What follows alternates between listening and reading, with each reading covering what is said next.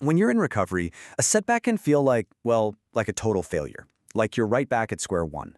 But what if I told you that they're not just common, but actually an expected, normal part of the whole journey? Okay, let's really dive into that, because we're going to build a toolkit to navigate these moments, and understanding them, that's always the first step. All right, so here's how we're going to break this down. First, we're going to define what we're up against, looking at setbacks as a totally normal obstacle.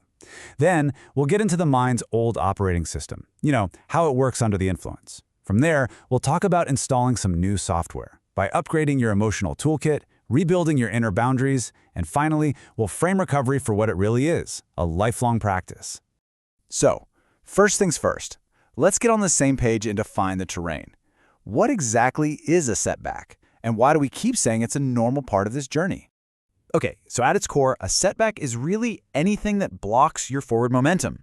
It's that unexpected obstacle that just stops you in your tracks. And while a lot of these can feel like they're coming from the outside world, the key thing to remember is that they interrupt the progress you've been working so hard on, and that is exactly why they feel so incredibly frustrating. And, these obstacles can come from literally anywhere. I mean, just look at this list. We're talking about huge life events, a health crisis, big socioeconomic hits like losing your job, or deeply personal stuff. Seeing it all laid out like this just goes to show you, if you've been through any of this, you are so far from being alone. So we know what setbacks are, but why are they so particularly dangerous when you're in recovery? Well, to get that, we have to look at how substance use fundamentally rewires the brain's entire operating system. And here is the crucial point. Active use doesn't just mess with your body. It creates what we can call a skewed reality. It completely warps your perception of the world. It makes dangerous situations feel normal, and it minimizes the real-world consequences of your actions. And that makes it incredibly difficult to see risk clearly and handle a setback in a healthy way. And this right here, this explains exactly why that reality gets so twisted. Your brain's chemistry actually shifts. It stops seeing the substance as a choice or a want and starts seeing it as a survival necessity, just like food or water. This is what's called chemical reasoning. It's when your brain's most basic survival instincts just completely steamroll your logic, making a relapse feel less like a choice and more like a dire necessity. So how does the brain get trained to do that? Well, it's kind of a three-step process. First, just pure repetition carves out these really strong neural pathways. Think of it like a well-worn path in a forest. Second, intense negative emotions, like the stress from a major setback, become these powerful triggers. And finally, using a substance becomes the brain's automatic go-to response to that trigger. It becomes the default solution for any problem. Okay, so that's the problem. That's the old software. Now, let's get to the good part. Let's talk about the solution. And that is actively installing a new operating system for emotional resilience. This is where the real work and the real magic of recovery begins. A huge piece of this upgrade is totally changing your relationship with your own feelings. See, the old way treats difficult emotions like they're just nuisances that you need to push down or ignore. The new way, it sees those same feelings as purposeful tools for insight. For example, healthy shame isn't something to run from. It can act like a social compass, helping you see how your actions affect other people and actually motivating you to change for the better. Another critical skill we have to relearn or kind of reinstall is called theory of mind.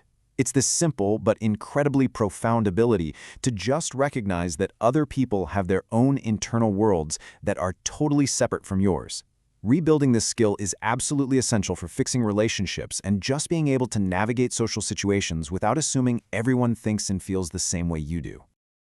When you boil it all down, it comes back to this incredibly powerful idea. You have to learn to parent yourself.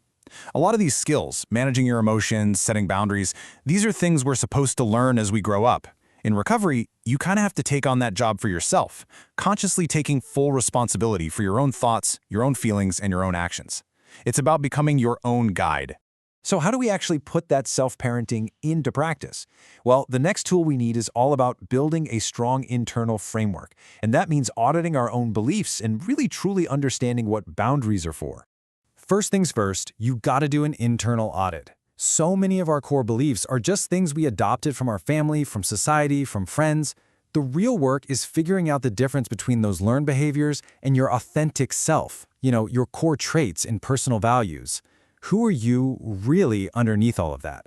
Because knowing that is what allows you to start acting with real intention. And this leads us to one of the most misunderstood concepts in recovery: boundaries. This question really gets right to the heart of the mistake so many of us make. Are you trying to build walls to control other people? Or are you setting guidelines to manage yourself? And here's the absolute truth. Real boundaries are not about them. They are about you. They are internal rules for your own conduct. They are your clear, personal definition of what you will and will not accept in your life. And they aren't maintained by trying to control anyone else, but by your own consistent self-discipline. It's really just an act of self-respect. So we've got our new toolkit in hand. How do we make this whole thing a sustainable, lifelong practice? This last part is all about understanding that recovery isn't some destination you just arrive at one day. It's a way of living. And this is so important. You can read every book on the planet. You can understand every concept backwards and forwards, but knowledge is not the same as action. An academic understanding means absolutely nothing if it isn't constantly applied in the messy, complicated, real moments of everyday life. And this right here, this quote is an absolute game changer. It reframes everything. That frustrating traffic jam, that annoying email from your boss, that small disagreement with your partner, those aren't just annoyances. They are micro-practice. They are your training ground. They're your gym for building the emotional muscle you are going to need when a real crisis, a major setback, inevitably hits. And when it comes to preventing relapse, two principles are absolutely key. First, total ownership. That means you stop the blame game. You actively challenge that little voice in your head that tries to justify things.